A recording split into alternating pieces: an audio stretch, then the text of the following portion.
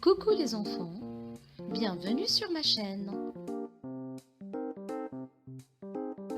Aujourd'hui, je vais vous raconter une très belle histoire. Et si vous voulez vraiment écouter mon histoire, je vais vous dire écrique.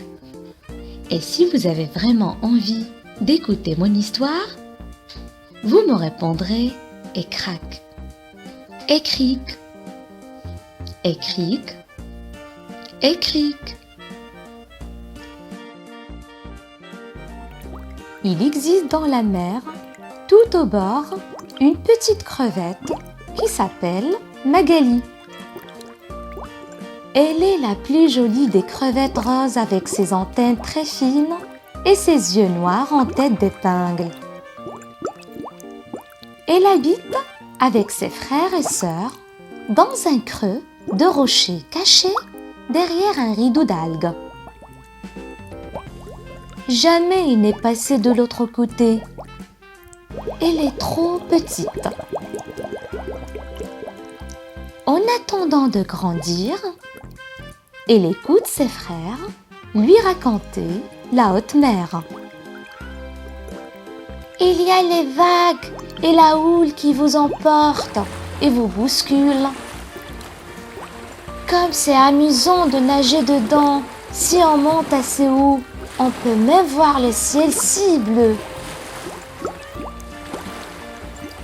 Sur le fond doux de sable, les crevettes courent entre des rangées de coquillages de toutes les formes et de toutes les couleurs. Les bigourneaux, les moules, les coques et les couteaux. Ils jouent à cache-cache avec les bancs de poissons argentés et dansent avec les bébés crabes. Magali n'a qu'une envie, aller voir derrière le rideau d'algues.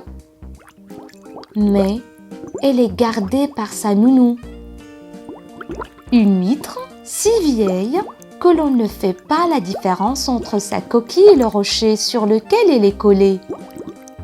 Elle aussi lui raconte la mer, les tempêtes, les crabes féroces, les poissons gourmands, les filets des enfants, tous les dangers qui l'attendent s'il franchit le rideau. Magali s'ennuie dans son trou de rocher et se met à rêver. Rêver si fort qu'un jour, tandis que sa nounou s'est refermée pour la sieste, Magali se glisse derrière les algues brunes et s'aventure sur le sable doré. Tout est si beau ici, si clair, si nouveau. Elle voit une étoile de mer qui zigzague et la suit jusqu'à un arbre de corail jaune. Des centaines de chapeaux chinois sont collés tout autour. Une vraie collection. L'étoile a disparu. Magali est entourée d'algues fines et vertes. Ce sont les cheveux des bébés sirènes, pense Magali. Peut-être vais-je en voir une.